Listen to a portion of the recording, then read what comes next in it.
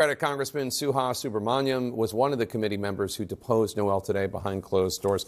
Congressman, thank you so much for being here. Really appreciate it. So Epstein's death was officially ruled a suicide. Do you believe that it was a suicide? And what role do you think this prison guard played, if any? Yeah, I do believe it was a suicide, just based on this as well as other evidence we've gotten throughout this whole investigation. With that said, how is he able to commit suicide? That's the real question here. And one, it was because of negligence on her part, but really she was part of a system that was negligent to begin with. There was a culture of not doing the protocols that were in place to prevent something like this. And two, Jeffrey Epstein was given preferential treatment. It was very clear, and something I learned even more during this interview today. He was giving a CPAP machine, which had a long wire that he could have used to kill himself. He was giving extra bed linens somehow, and she doesn't know how. And that's how he killed himself, by hanging himself with the bed linens. And then he was also given lots of access to medications that no other prisoner was given.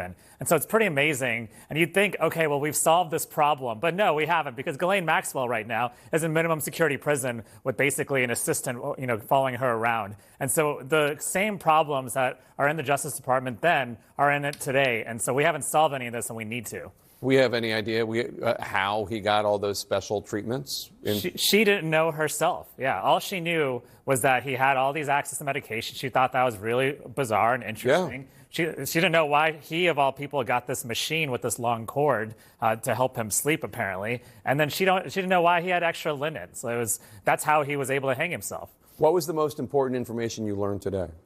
Just the preferential treatment and the fact that there was such a systemic problem in the correctional facility, and somehow a billionaire was able to get this preferential treatment and be able to game the system to take his own life and avoid the consequences. So you needed both. You needed the preferential treatment and you needed the systemic issues. And that's sort of the theme of this entire investigation, is the fact that our system is broken and billionaires are treated differently than the rest of the people. That facility is a federal facility, right? It is, So, yes. I mean, I would think that you could theoretically ask whoever was the head of the Bureau of Prisons at the time and then just work your way up from Guard Noel's boss and the Bureau of Prisoners director and all the way, figure out somebody did that for him, right? Somebody was told, and I would think in that direction maybe you could... Yeah, she pointed to the head of the facility, the manager of the facility, as someone who would have had to sign off on these things. And so we're going to ask more questions about this.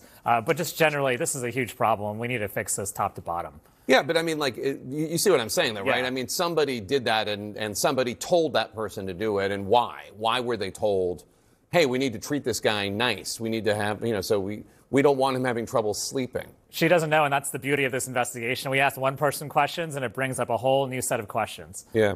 The Commerce Secretary, Howard Lutnick, sat before your committee earlier this month to answer questions about his past interactions with Epstein, which he had not been fully honest about. You called on him to resign. You claimed he was dishonest.